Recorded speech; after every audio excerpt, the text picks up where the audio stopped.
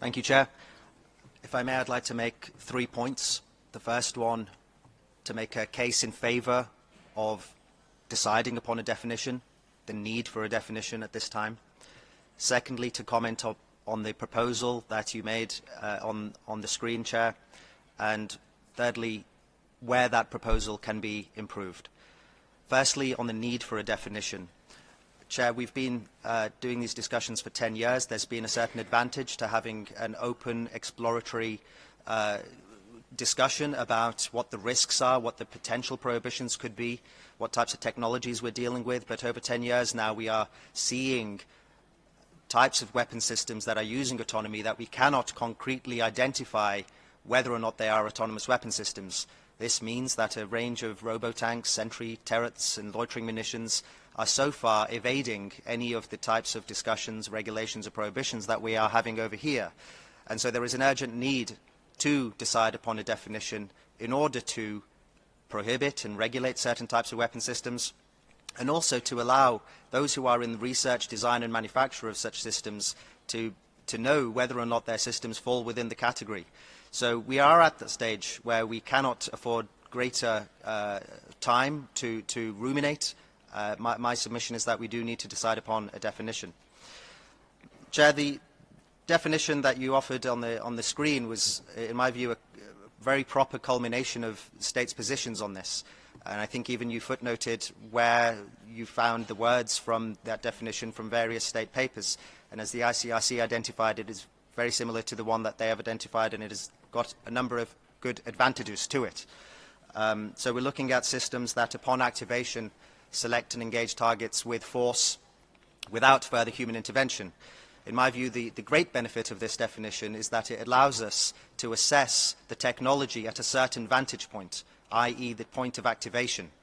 And so we can say whether or not that operator or the chain of command relating to the activation of that system is able to use that system with a sufficient amount of predictability, understandability, explainability.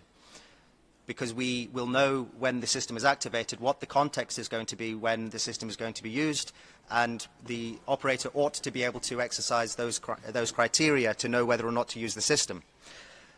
So we have that benefit. There's a specific vantage point from which we're making the assessment. We can also then, using that, apply certain prohibitions and regulations at the design and manufacturing stage. So a designer of such a weapon system would need to make sure that their system is predictable, is explainable, is understandable, such that when the operator is activating their system, they feel confident about the effects of the attack. So there is a lot of benefit to this way of doing things. The alternative way that has been discussed throughout the GGE is to talk about behaviours, and that has a lot of merit too.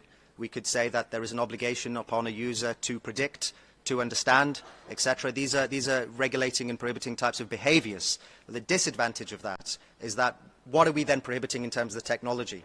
So we do need to concretely identify a vantage point from which we are going to make the assessment about the technology to see whether it is compatible with IHL, predictability, understandability, etc.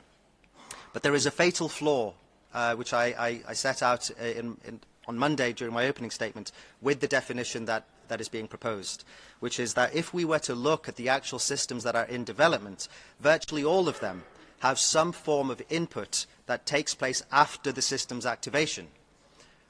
Now, if we were to go with the word intervention, then potentially any such input, no matter how meagre or nominal, would take that system completely outside of the framework that we are discussing here. It's a loophole. It's a way to subvert the framework. And indeed, we are seeing weapons manufacturers explicitly state that there is some form of input after activation such that it is not an autonomous weapon system, even though it raises the same concerns that we have been discussing here for 10 years, such as concerns around accountability, responsibility, distinction, ethical considerations. So we should not allow some loophole to subvert the framework that we're using. And there is a solution to this. There are many potential solutions to this. One potential solution is to exchange the word intervention with agency. An agency here would mean the undertaking of moral and legal responsibility. But what I'm suggesting is that this particular loophole needs to be addressed, because we shouldn't be doing our work in a vacuum, but to look at the actual systems that are of concern and see how we can address those concerns. So we'll be doing a workshop today in Building H between 1:30 to 2:30, hopefully an intellectual kind of exercise to engage with this and invite states to join with that. Thank you, Chair. I would like to thank the distinguished representative of the Civilian Agenda for his views and also for drawing our attention to the